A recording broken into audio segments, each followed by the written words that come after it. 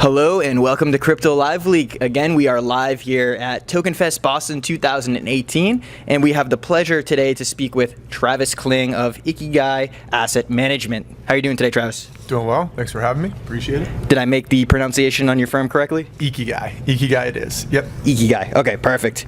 And so tell me a little bit about your background. How did you get into the cryptocurrency space? Yeah, sure. So I came from a traditional hedge fund investing background.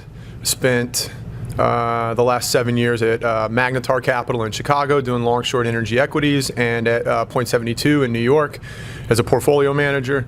So I'm really came from a career in energy investing, hedge fund energy investing, and I'm not much of a tech guy, not much of like an early adopter, futurist kind of guy. So the first time I heard about Bitcoin was when Silk Road got shut down, just from like a fascination perspective. Look at these crazy drug dealers that made this magic internet money to go buy drugs on the internet. That's just wild. And not long thereafter, Mt. Gox got hacked, and that was sort of confirmation to me that there wasn't something I needed to pay too much attention to, because I didn't have any way to try and mitigate or price in the risk that I was going to wake up one morning and somebody stole all my stuff. So I figured it was like not that big of a deal. So then fast forward to the back part of 16, price starts doing its thing. I started reading more about it. Early 17, Ethereum and the ICOs started going crazy. I started reading more about it, and I basically went into work last summer and just fell down the proverbial crypto rabbit hole and started spending all of my time reading about crypto, go to the gym, listen to a crypto podcast, go home, sit on the couch in the dark, read about crypto till the wee hours of the morning, wake up, do it all over again. Spent 400 or 500 hours over the next couple months convincing myself this was the most significant investment opportunity of a lifetime, and went to senior management at Point 72 and told them as much, and then spent a couple months talking to them about what a crypto business would look like at Point 72, and the firm decided they weren't ready to make a move forward with that, and then I left in December and partnered with my now business partner, Timothy Lewis. Tim and I have been friends for about 6 years, and Tim is the yin to my yang. So he's a network systems engineer by background, serial tech entrepreneur, cybersecurity expert, hardcore in it for the love of the tech kind of guy. So we make a pretty good combination in terms of assessing investment opportunities. And I moved to Los Angeles from New York 6 months ago and have been building Ikigai since then. Excellent. And do you want to go into exactly what you target for an investment within your asset management company, or what exactly, what roles do you guys, I know you just sort of went into that, but just a little bit of your strategy on how you guys approach a market. Since you did come in December, which seems to be a peak time, did you guys get caught, if you want to divulge, at the wrong time of the market? Yeah, sure. So we're calling capital right now. We're launching October 1st officially. So we've been building the last call it 6 months. From a strategy perspective, 25% of our AUM is dedicated into pre-ICO investing and equity of the entities that are issuing the new crypto assets. So on the venture side, we'll look at tokens plus equity. 75% of our AUM is dedicated into a long-short multi-strat. So liquid hedge fund strategies applied to the crypto asset space, which looks a lot like what I've been doing over the last 7 years at Point 72 and at Magnetar. And sort of simplistically, the way that we think about that is you take the four foundations of qualitative research, fundamental valuation, quantitative tools, and event-driven catalysts, and stand up an active portfolio management strategy on top of those four foundations. And you go deploy capital dynamically into 5 different strategies that sit at different places along the risk-return spectrum. And you come into work every day and decide how much capital to deploy into a given strategy based on the relative attractiveness of that strategy to the other strategies when looking at that entire spectrum through the lens of those 4 foundations. So it's a highly active portfolio management approach on the liquid side, and it's sort of the term that we use is quantamental. So the combination of fundamental and quantitative investing, or said differently, harnessing the power of big data to help humans make investment decisions. So that's all about those kind of 4 foundations, and that allows us to, the way we think about it is, if we've got real clear looks into those 4 foundations, then I feel like I've got courtside tickets to the basketball game. And I'm not sure which team's going to win, and the team that may end up winning the championship may not have even been born yet, but if we've got real clear looks into those 4 foundations, I'm going to know it when I see it, and I'm going to see it early, and we're going to be able to deploy capital accordingly. Excellent. I can tell you have a background in traditional finance based on the strategy you just outlined. For some of our viewers, we have a big Tezos audience. What it means to take equity in a company that is building a blockchain would be similar to what Tim Draper's deal is with DLS Capital. He has a deal to acquire a portion of their registered corporation that helped launch and facilitate the launch of that platform, not exactly the coin portion of it. So that's just an example of a typical strategy like that would be. Now, you seem pretty tapped into this market. What are your thoughts about the current market, the drawback in price we've seen, the market cycle we're in, maybe even this BAKKT that just recently got BOC'd, that recently had a news announcement? What are your thoughts on current market? Yeah, so BOC'd, definitely exciting. Definitely one of the more positive things to happen year to date to crypto broadly. Just going to be a gateway for more institutional investors to be able to enter the space. It's a great thing. Further, I think legitimizes the sort of permanence of this asset class for people that were sort of thinking that like this still could potentially be a fly-by-night thing. It's just not at all. Broadly speaking, market conditions, so BTC's down 65% year to date, Ethereum's down more than that. We're coming off an incredibly sort of overbought, blow-off top conditions of late 2017. And you need to remind yourself that BTC went from 5,800 to 20,000 in 34 days, from the middle of November to the middle of December. And that's ridiculous and completely unsustainable. And we're still meaningfully above that price as we sit here today. It's 6,400 or whatever the number is. And so, a lot of the year-to-date price action we've had has been just sort of backing out some of that. And then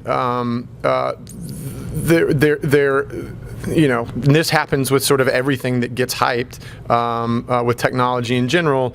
The price and the value that was ascribed to these assets got over its skis relative to where the technology was. The technology it's just not developed enough, right? The user interfaces are still clunky. It's slow. Custody is like this weird thing that people don't understand and they're scared of, right? I lose my private key, my money's gone forever. There's no, reset my password, like that kind of thing. And the volatility, people thought that BTC was going to be digital gold, right? And anything that goes in a store of value, right? Like the way gold is, and anything that goes up 14x in a year and goes down 65% in 100 days, it's not a store of value, or at least it's not yet. And market participants are speculating that it will become a store of value, which it very well may. But year to date, there's just been adjustments. The market is needing to catch up to itself. We need to build more things that people are actually going to use and be interested in using. But the good news is the smartest people from essentially every industry across the board are sort of leaving whatever it is that they're doing and then coming to crypto. And even though prices have declined year to date, that hasn't changed at all. You're continuing to see really smart people come to the space. You're seeing a lot of money and resources being deployed into this asset class to build up the infrastructure and the tools necessary to go bring this to 1 billion people, 2 billion people, which is what everybody's gearing up for right now. And I don't know if it was you that quoted this statistic earlier on your talk, but something like 27 of the coins out there only have are the only ones that have 400 or more active daily users. So that's an extremely minute number compared to the overall amount of assets in the space. Now, are your thoughts? Are you geared more towards platform coins that allow you to build on top of them, or are you geared towards these DApp that might incorporate utility tokens or even security tokens for that matter? Yeah, so generally speaking, the way that Ikigai thinks about the crypto asset market is you take a certain portion of crypto assets that are vying to be store of value, and you put those off in one bucket. BTC is obviously the leader there. Bitcoin Cash you would put in there. Privacy tokens like Monero, Zcash, Decred goes in that bucket. And the value parameters that around those specific tokens sort of have their own. You think about those differently because you think about those more in the context of what makes like hard money versus soft money, like good money versus bad money, sound money versus unsound money. It's like more Austrian economics types of principles. So you put those in one bucket. And then you have platform level protocols. So like smart contract platforms, DApp platforms, payment rail platforms.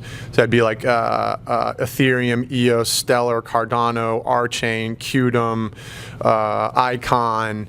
And those tokens, the value of those tokens is a function of the activity that happens on top of them, right? If nobody writes any smart contracts on Ethereum, then the Ethereum network's not going to be worth anything, right? If nobody sends any payments through the Stellar network, then XLM's not going to be worth anything, right? And thinking about the value parameters around those, we actually think about it like in terms of like if you think about like what makes like a really profitable Starbucks and what makes like a Starbucks that goes out of business, like what's the difference between those two things? Like if you're going to open up a Starbucks, right? Like you're like, well, if you put it in an airport, that's like a pretty good idea, right? Or, yeah, if you like put it in a neighborhood with a bunch of rich people, like that's a good idea, right? Because they'll pay $5 for a coffee. If it's got a parking lot, that's a good idea. If it's got a drive-through, like that's pretty good, right? If you put a Starbucks like out in the middle of nowhere, like in West Texas, like nowhere near population or a major highway, well, like it might go out of business, right? So that all makes sense. So like DApp platforms, smart contract platforms, payment rail platforms, you want to think about creating environments that are conducive to attracting the type of activity that is specific for that type of use case. So you think about those like that. And then you have utility tokens. Within utility tokens, you've got productive utility tokens and non-productive utility tokens. Productive utility tokens are like work tokens, like Augur is a good example of that, Numeraire is a good example of that. And the token structure for those is a function of the token structure interacts in a way and accrues value in a way that kind of looks like equity. And so you can actually model, like I can do like a model for Augur that actually looks like a DCF model for a company, which is like what I spent my career doing. So the value parameters around work tokens are actually easier to draw a corollary to traditional asset classes. Then that leaves us with non-productive utility tokens.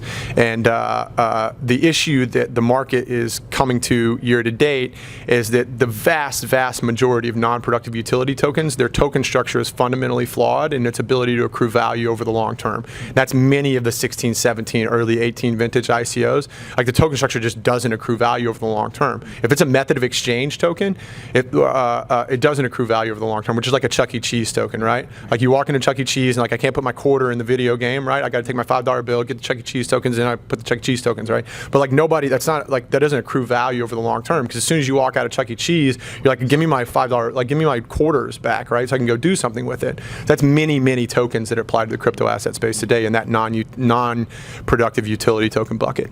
Yeah. That's some very interesting insights that you provided to us today. Another thing I think you talked about on your speech here was the cost of gas on these platform protocols. They're going to be competing with each other, and developers, DApps, are going to want to go towards a protocol that offers lower gas costs. And a lot of these open source platforms can be forked, and say the users, the people who are forking these platforms want to lower the gas costs. So the people the developers creating these DApps might and be encouraged to go to the lower fee system that's been forked. Right. Do you see this as a negative for platform protocols? And do you think eventually these gas fee models could be reduced to zero fee models to transact? And do you see that reducing value in these protocol type platforms? So it's never going to go to zero, right? Because you're providing utility. It's that and there's a cost to fork, and in some cases the cost may be significant. And if there's network effect on specific protocols that create a moat that is able to last and sort of like thinned off forks, then that makes a really big difference too, right? And so it's definitely not that simple. But generally speaking, there's technology in general is incredibly deflationary, right? And so there may end up being a tendency for platform level protocols, the sort of the rent that they're able to extract for the utility that they provide over the long term may trend towards the marginal cost of what that utility is. And I don't think that necessarily means that you can't make a lot of money in the interim investing in these things, because, like, you know, if somebody like really start like take like a hash graph, like one of these like protocol level tokens is coming like a hash graph or a Thunder, something like that, right? Well, if people really start building a bunch of stuff on top of these, like, the value of the token is going to go up a lot, but a lot of that may be speculation, and as the speculation sort of like subsides, like what's going to allow the token to accrue value over the long term, to have that value be sticky instead of like sort of like drift down like this. And I think that's a question that remains to be seen. Well, excellent insights again. Thank you for coming on the show here, Travis. Travis Kling with Ikigai Asset Management. Thank you so much. Thanks.